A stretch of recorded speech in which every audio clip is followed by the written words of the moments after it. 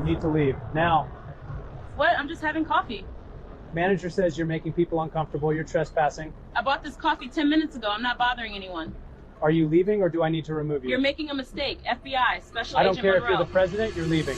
Officer Craig Bartlett had been with the Seattle Police Department for 8 years when he walked into a situation that would destroy his career and cost the city $5.2 million. He was 33 years old, experienced enough to know better, but apparently convinced that his judgment was infallible. One Tuesday morning in a crowded downtown coffee shop, he received a call from a nervous manager about a suspicious person who didn't belong there. The suspicious person was Special Agent Jennifer Monroe, a 16-year FBI veteran sitting alone with her laptop and coffee, preparing for a meeting. What Bartlett did next, ignoring her credentials, dismissing witness testimony, and arresting her in front of dozens of morning customers, would become a textbook example of how racial profiling destroys lives and careers. Before we continue, where are you watching from? If this is your first time here, please hit that subscribe button. Stories like these need to be shared, and your support helps us bring more truth to light. Peak Street Coffee sits on the corner of 4th Avenue and Pike Street in downtown Seattle.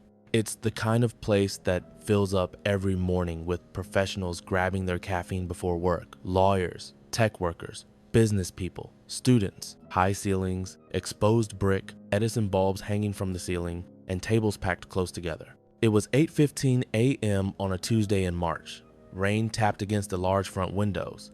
The morning rush was in full swing. Every table was occupied. The line at the counter stretched to the door. Special Agent Jennifer Monroe had been with the FBI for 16 years. 16 years working cases that required precision, patience, and an ability to see patterns others missed. She'd spent 8 years in financial crimes, dismantling money laundering operations and investment fraud schemes. 5 years before that, in cyber crimes, tracking down hackers who targeted infrastructure and financial institutions. 3 years in counterintelligence before that, she testified before grand juries, coordinated with the Treasury Department and SEC, and trained junior agents in forensic accounting. She'd received the Attorney General's Award for Distinguished Service. Her supervisors called her meticulous. Her colleagues called her the agent who never missed a detail. At 41 years old, Jennifer Monroe was exactly where she'd worked, to be trusted, respected, and given responsibility for complex investigations that required both intelligence and composure. That Tuesday morning, Monroe was off duty but preparing for a 9:30 a.m. meeting with a confidential informant in a federal investigation. She'd arrived at Peak Street Coffee at 7:50 a.m., ordered a large black coffee and a croissant, and claimed a small table near the window. She'd opened her laptop and spent the next 20 minutes reviewing her case notes, making sure she had her questions organized. She wore dark jeans, a gray blazer over a white blouse, and low heels. Professional, but not obviously law enforcement. Her FBI credentials were in her purse on the chair next to her. Her service weapon was locked in her car. She rarely carried off duty unless the situation required it. She looked like what she was, a professional woman having coffee before a business meeting. She'd done nothing to attract attention. She'd spoken to no one except the barista who took her order. But to one person in that coffee shop, Jennifer Monroe's presence was a problem, and that person had decided to do something about it. Dylan Kershaw was 24 years old. He'd been the assistant manager at Peak Street Coffee for 18 months, hired right out of college with a degree in hospitality management and big plans to open his own cafe someday. He was enthusiastic, eager to please, and deeply concerned about maintaining what he called the right atmosphere for the shop. He wanted Peak Street to be a place where customers felt safe and comfortable, a place where the regular clientele, mostly white professionals, felt like they belonged. And this morning, Dylan Kershaw had noticed something that made him uncomfortable. A black woman sitting alone, working on a laptop, taking up a table during the busy morning rush. She'd been there for nearly 30 minutes on a single coffee purchase. In Kershaw's mind, something didn't add up. This wasn't the usual customer. She didn't look like she fit the Peak Street profile. She must be homeless or jobless, camping out for free Wi-Fi. She was taking up space that paying customers needed. Never mind that she was a paying customer. Never mind that she was impeccably dressed. Never mind that dozens of other people in the shop had been there just as long or longer. Kershaw saw a black woman and decided she didn't belong. He watched her for 10 more minutes, working up the courage to do something about it. Then he pulled out his phone and called the police, non-emergency line. "Hi, I'm the manager at Peak Street Coffee on Pike Street. "We have a person here who's been loitering for a long time and making customers uncomfortable. Could you send an officer?" The dispatcher asked standard questions. Is the person being threatening? Causing a disturbance? No, but she's been here a really long time and she's making people uncomfortable just by being here. Is she a paying customer? Kershaw hesitated. She bought a coffee, but that was like 30 minutes ago. Has she violated any store policies? Not exactly, but I need her to leave. The call was logged. A unit was dispatched. Officer Craig Bartlett responded. Do you think managers should face consequences for calling police on customers based on racial bias? Drop your answer below. Craig Bartlett had been with the Seattle Police Department for 8 years. In that time, he'd compiled a record that should have raised red flags at every level of supervision. 11 complaints. 11. 8 of them involved allegations of racial profiling or excessive force against people of color. 3 had been sustained, resulting in written reprimands and mandatory retraining. The other 8 had been closed with insufficient evidence, or not sustained findings, despite witness statements and circumstantial evidence. Bartlett had a pattern. He responded aggressively to calls involving people of color in spaces where he didn't think they belonged. A black family having a barbecue in a public park, Bartlett demanded to see their permit and threatened citations when they questioned his authority. A Hispanic teenager skateboarding near a shopping center, Bartlett detained him for 45 minutes, searching his backpack without consent. An Asian man photographing architecture downtown Bartlett questioned whether he was conducting surveillance for terrorism. The pattern was clear, the documentation was extensive, but somehow Bartlett remained on patrol. His supervisors noted in evaluations that he was results-oriented but sometimes lacking in community sensitivity, and that he should improve his approach to de-escalation.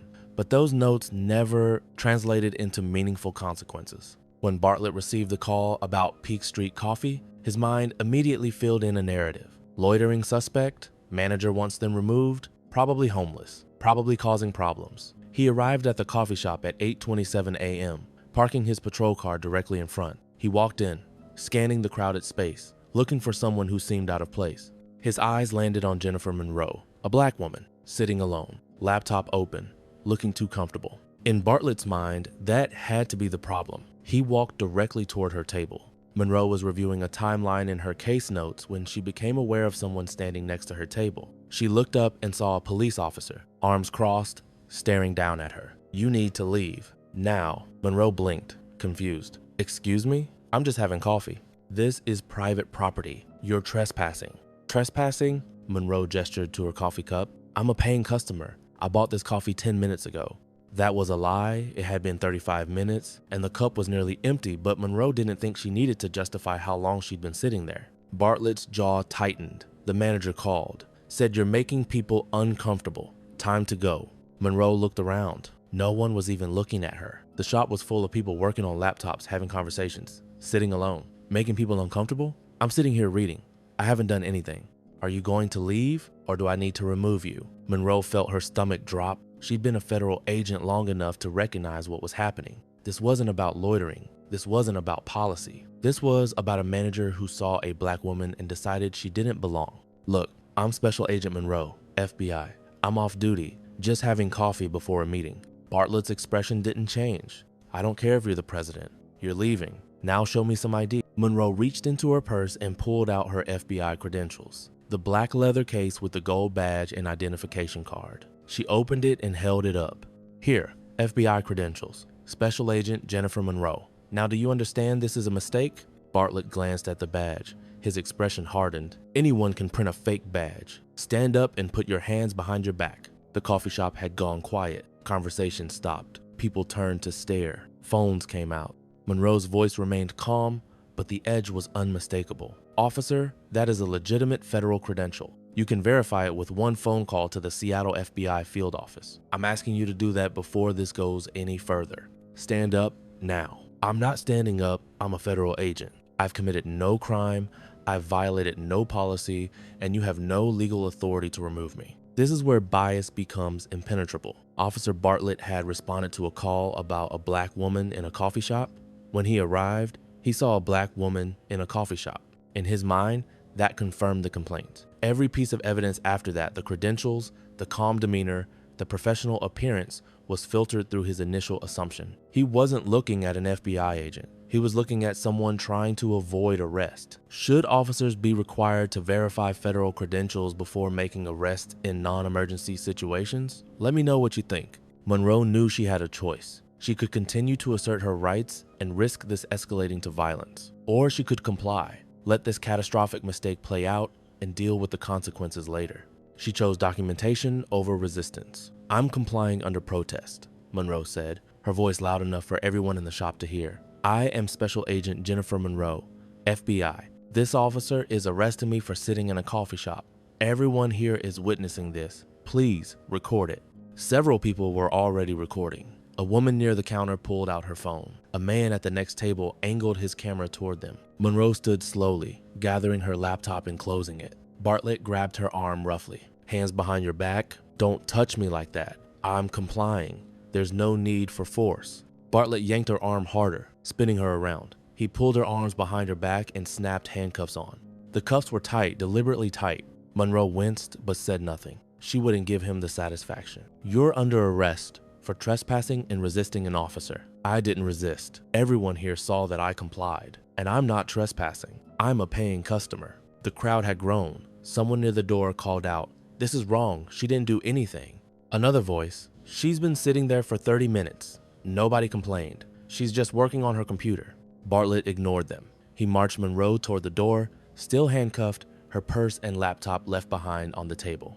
Outside, Monroe saw what she'd expected. Body cameras, dash cameras, witnesses, evidence. This was all being documented. "Officer Bartlett," Monroe said, reading his nameplate, "you are arresting a federal agent without cause. You refused to verify my credentials.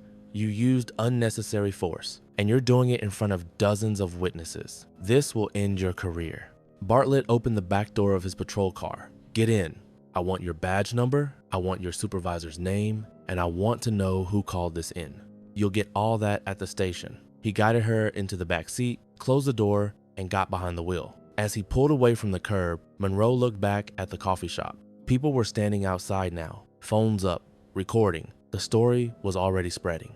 Why do some officers interpret calm professionalism and federal credentials as deception? Comment your thoughts. The drive to the precinct took 12 minutes. Monroe spent it documenting everything mentally. Times, statements, actions. She testified in dozens of federal trials. She knew how to build a case. And this case was building itself. They arrived at the precinct. Bartlett walked her inside, still handcuffed, past the front desk, where a sergeant looked up with immediate concern. "Bartlett, what do you have?" "Trespassing at Peak Street Coffee." Suspect refused to leave when asked by the manager and by me. The desk sergeant stood. "Did she resist?" "She refused to comply with a lawful order." Monroe spoke up, her voice clear and controlled. "Sergeant, I am Special Agent Jennifer Monroe, FBI. I was sitting in a coffee shop having coffee before a meeting. The manager called police because I'm black. Officer Bartlett arrested me after I showed him my federal credentials, which he dismissed as fake. I complied completely. There was no resistance. And this entire incident is on video from multiple witnesses." The desk sergeant's face went pale. "She showed you FBI credentials?" Bartlett pulled the credentials from his pocket and handed them over. Claims they're real. The sergeant examined them carefully. The badge, the ID card, the hologram, the seal. Everything about them screamed authentic. "Bartlett, these are real. They're real. I've seen enough federal credentials to know." He looked at Monroe. "Ma'am, what's your badge number?" Monroe recited it from memory. The sergeant picked up the phone. "I'm calling the FBI field office right now." The confirmation came back within 3 minutes. "Special Agent Jennifer Monroe, active duty, Financial Crimes Division, 16 years of service." The sergeant hung up and turned to Bartlett, his voice dropping to something cold and dangerous. "You arrested an FBI agent for sitting in a coffee shop after she showed you her credentials." The manager said, "I don't care what the manager said. You verify before you arrest. That's basic procedure. Take those cuffs off her right now."